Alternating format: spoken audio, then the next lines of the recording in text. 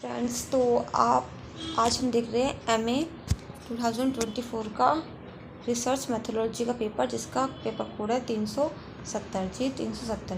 ये प्राइवेट का second year 2024 का पेपर है 2024 का, जिसमें से हम 50 क्वेश्चन पहले कर चुके हैं। आज हम करेंगे 51 से। देखते हैं 51 क्वेश्चन क्या है। Which of the following is a type of research. इनमें से कौन सा एक शोध का प्रकार है? तो वो है सर्वे। हाइपोथेसिस और सैम्पलिंग ये जो है ये रिसर्च प्रोसेस के स्टेप्स हैं, जबकि सर्वे एक रिसर्च का टाइप है, प्रकार है। Which of the following is the best level of measurement. Measurement में सबसे बेस्ट लेवल कौन सा है? वो है रेशियो स्केल। स्केल 4 टाइप्स के होते हैं, जिसमें ये चारों टाइप्स स्केल के ही हैं। 4 टाइप्स के स्केल होते हैं, नॉमिनल, ऑर्डिनल, इंटरवल और रेशियो। तो सबसे बेस्ट लेवल का होता है रेशियो, ऑप्शन नंबर डी। और सबसे लोअर स्केल होता है, जिसमें नेक्स्ट क्वेश्चन पूछा है which of the following is a lower scale, lower level of scale, तो वो है नॉमिनल, मतलब नामिक मापनी। Next question, which scale of measurement will rank the players of a team. मापन की कौन सी मापनी किसी टीम के खिलाड़ियों को रैंक प्रदान करती है? तो वो है ऑर्डिनल। अगर आप किसी खिलाड़ी को रैंक देंगे, ऑर्डर में लगाएंगे, तो आप ऑर्डिनल स्केल का यूज़ करेंगे। और रिसर्च पेपर बेस्ड ऑन, जो आपका एक शोध पत्र होता है वो किस पर आधारित होता है? Primary, secondary, both of them या none of the above? Both of the above या नॉन ऑफ द अबोव?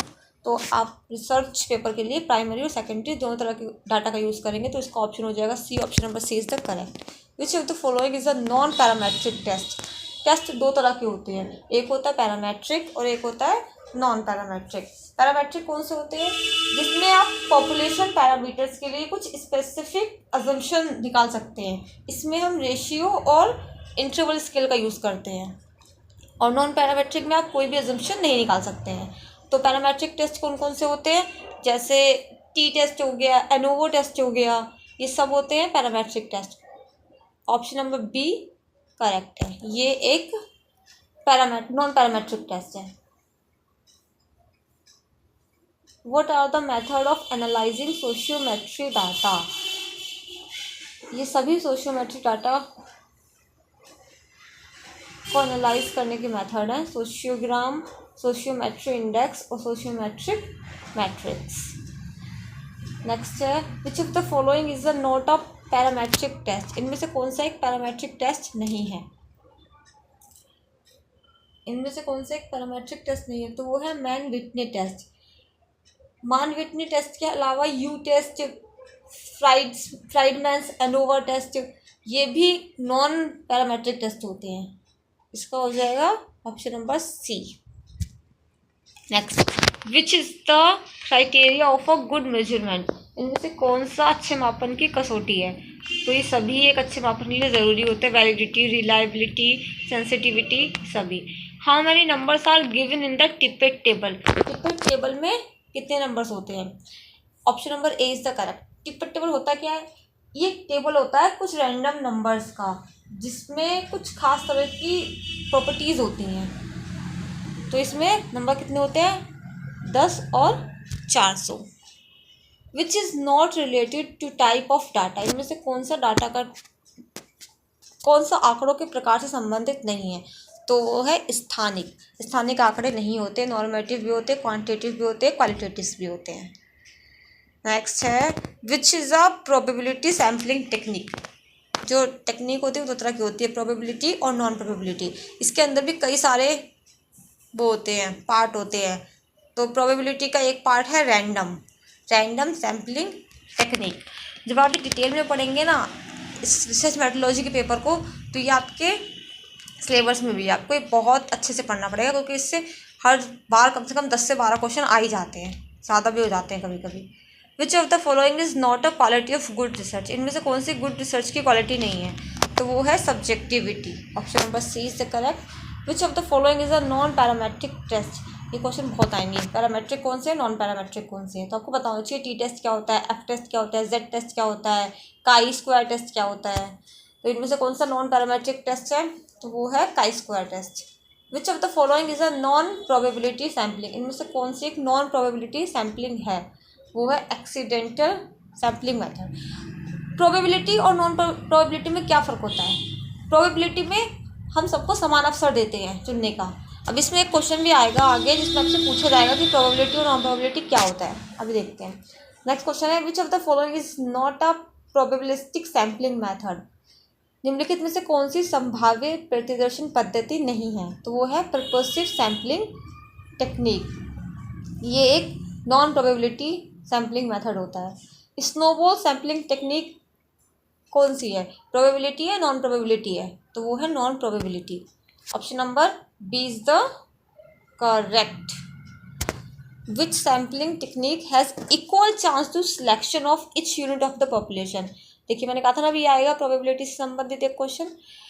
किस प्रतिदर्शन प्रविधि में जनसंख्या के प्रत्येक इकाई के चुने जाने के समान अवसर होते हैं? तो देखिए वो होता है प्रोबेबिलिटी में, और प्रोबेबिलिटी का पार्ट कौन सा है? वो है रैंडम सैम्पलिंग टेक्निक। इसका ऑप्शन हो जाएगा ए। मतलब प्रोबेबिलिटी सैम्पलिंग टेक्निक में पॉपुलेशन के प्रत्येक यूनिट को समान अवसर दिया जाता है सिलेक्ट होने का। नेक्स्ट क्वेश्चन है, in which sampling technique a unit can not be include in the sample more than once. किस प्रतिदर्शन प्रविधि में एक इकाई को प्रतिदर्श में एक बार से अधिक शामिल नहीं किया जा सकता? तो वो है प्रतिस्थापन के बिना प्रतिदर्शन, मतलब sampling without replacement technique. Option number A is the correct. Next है, लॉटरी विधि संबंधित है किससे? वो संबंधित है रैंडम सैम्पलिंग से, मतलब यादृच्छिक प्रतिदर्शन से।